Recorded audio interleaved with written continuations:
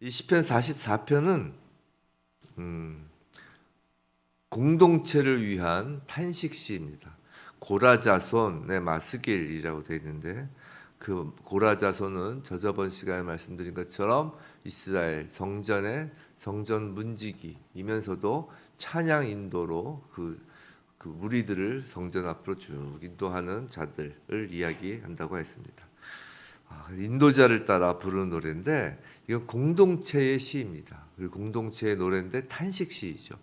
이 공동체 시의 특징은 노래하는 자가 개인이 아니라 1인칭 복수인 우리라는 공동체가 직면해 있는 그 문제를 하나님께 아랜다는 것입니다. 그래서 오늘 보시면 다 계속 우리 그래서 1인칭 복수형이 나오죠.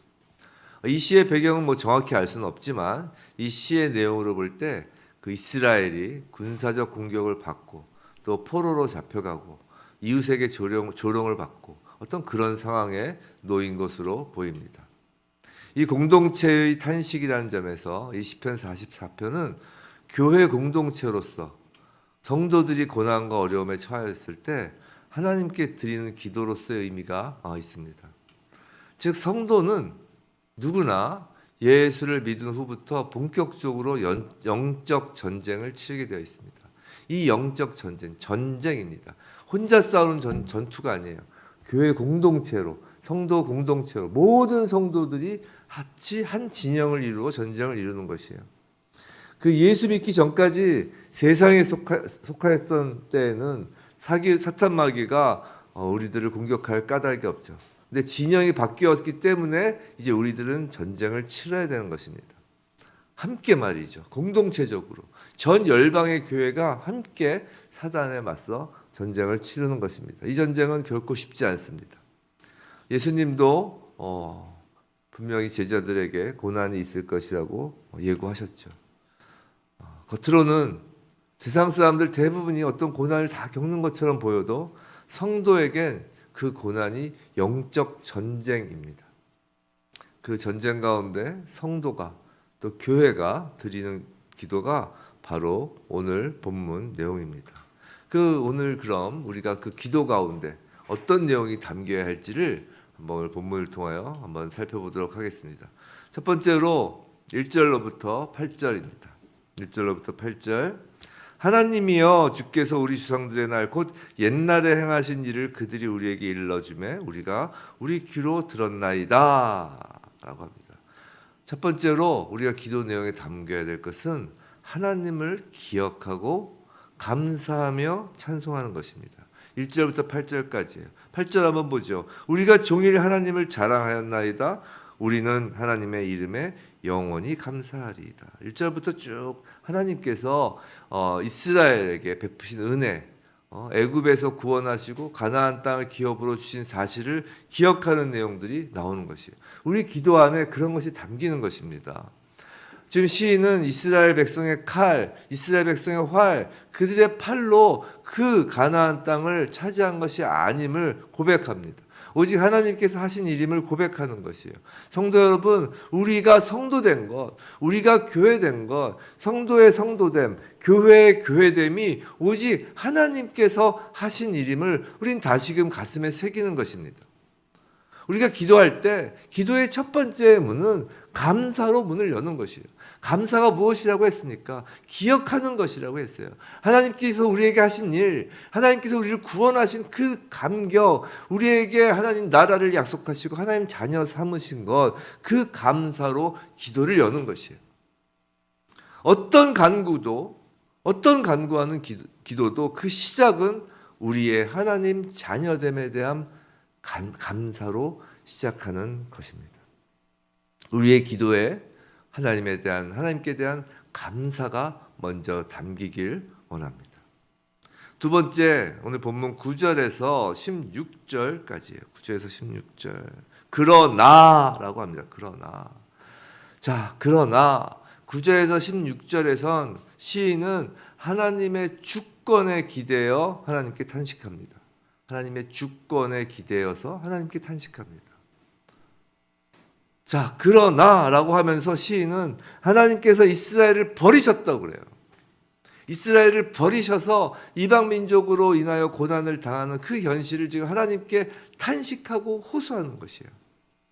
여기서 눈여겨볼 대목은 한번 보세요. 9절 그러나 이제는 주께서 우리를 버려 욕을 당하게 하시고 10절 주께서 우리를 대적들에게서 돌아서게 하시니 11절 주께서 우리를 잡아먹힐 양처럼 넘겨주시고 12절 주께서 헐값으로 파셨고 주께서 이웃에게 욕을 당하게 하셨고 14절 주께서 이야기거리가 되게 하셨고 계속 주께서를 반복합니다. 19절에도 나오죠. 주께서 우리를 승냥이의 처소에 밀어넣으시고 이게 무슨 말인가요? 주께서라고 하는 거예요. 그러면 주님께서 하셨다는 건 우리 하나님께서 약하셔서 힘이 없으셔서 악한 세력에 굴복하여 자기 백성을 원수의 손에 넘기실 정도로 약한 분이시라는 건가요? 그게 아니라는 것입니다.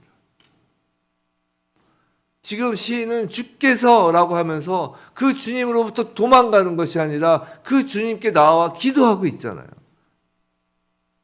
이건 무슨 말이냐면 하나님은 하나님의 백성으로 하여금 고난을 허락하시기도 한다는 것이에요.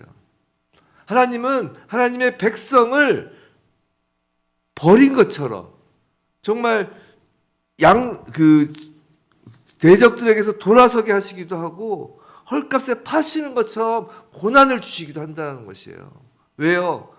그것은 하나님의 자녀 삼은 그 하나님의 백성으로 하여금 과거의 묵은 때를 벗기기 위하여 때로는 고난을 허락하시기도 한다는 것이에요.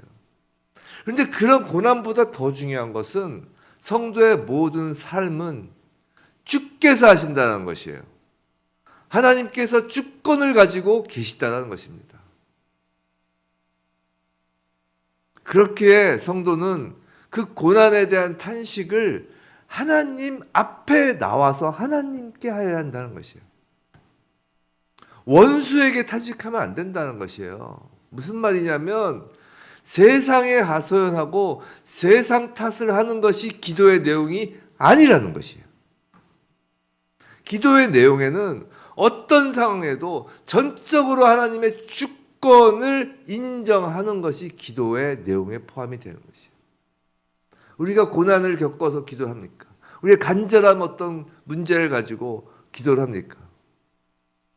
주님께서 그 상황을 주권하고 계신 것, 상황을 완전히 장악하고 계시다라는 그 믿음이 기도의 내용에 들어가시는 거예요. 이스라엘이 바벨론의 포로로 잡혀간 것, 아수르의 공격을 받은 것, 다 주께서 허락하신 일이었습니다. 마찬가지예요. 성도 여러분, 우리의 고난이 누구의 손에 잡혀 있기 원하십니까? 사탄 마귀의 손에 잡혀 있다면 정말 우리는 희망이 없는 것입니다. 하지만 우리의 그 고난과 환난조차도 주께서 주의 손에 잡혀 있기 때문에 우리는 기도할 수 있는 것이고 희망과 소망을 가질 수 있는 것이에요. 성도 여러분, 원수를 미워하는 것보다 하나님께 탄식하는 것이 성도의 지혜인 것입니다. 세 번째로 기도에 담아야 할 것, 담겨져야 될 것 17절부터 22절이에요. 17절부터 22절. 이 모든 일이 우리에게 임하였으나 우리가 주를 잊지 아니하며 주의 언약을 어기지 아니하였나이다 라고 17절 읽어보게 되어 있습니다. 내가 이렇게 잘났습니다 라가 아니라 이 말은 뭐냐면 17절부터 22절까지 내용은 기도자의 마음을 지키는 것이 기도의 내용이에요. 좀 어렵죠? 기도자의 마음을 지키는 것이 기도의 내용이라고. 이런 겁니다. 진실한 성도에게는 환경이 신앙의 변수가 되지 않아요. 환경이 문제가 아니에요. 고난, 폭풍이 문제가 아니라고요. 그보다 더 중요한 것은 성도의 마음이에요. 자, 시인은 이 모든 일이 17절에서 임하였으나, 즉 어떤 어려움에도 우리가 주를 잊지 아니하며 라고 하는데 이것은 주를 잊지 아니합니다라는 결단의 기도인 거예요. 거룩한 하나님의 백성이 되기를 각오하는 기도라고요. 18절에 우리의 마음은 위축되지 아니하고 우리 걸음도 주의 길을 떠나지 아니하였으나 라는 건 뭐냐면 내가 무지합니다가 아니라 내 마음이 위축되지도 않고 우리 걸음도 주의 길을 떠나지 않겠습니다 라고 지금 기도하는 것이라고요. 이것이 대표적인 공동체적인 기도 아닌가요? 이건 마치 뭐 하냐면 우리가 군대에서 전쟁을 하기 전에 군인들이 쫙 연병장에 모여서 군대 장관이신 우리 주님 앞에서 군사들이 충성을 맹세하는 모습이라는 것이에요. 성도 여러분, 기도는 간절한 간구를 하는 것이기도 하지만 기도는 하나님께 대한 충성 맹세라고요. 기도의 내용 안에 저희의 믿음을 지킵니다. 저희의 걸음을 주님의 길에 맡깁니다. 주의 길을 떠나지 않습니다. 우리가 하나님의 이름을 잊어버리지 않습니다. 우리의 손을 이방신에게 펼치지 않습니다. 무릇 주는 마음의 비밀을 아시나니 21절 주는 무릇 마음의 비밀을 아시나니 우리 마음을 주님께 온전히 드리고 지킵니다 라는 선포가 바로 기도인 것이에요. 성도 여러분, 기도를 통해 정말 중요한 것은 우리 마음을 지키는 거예요.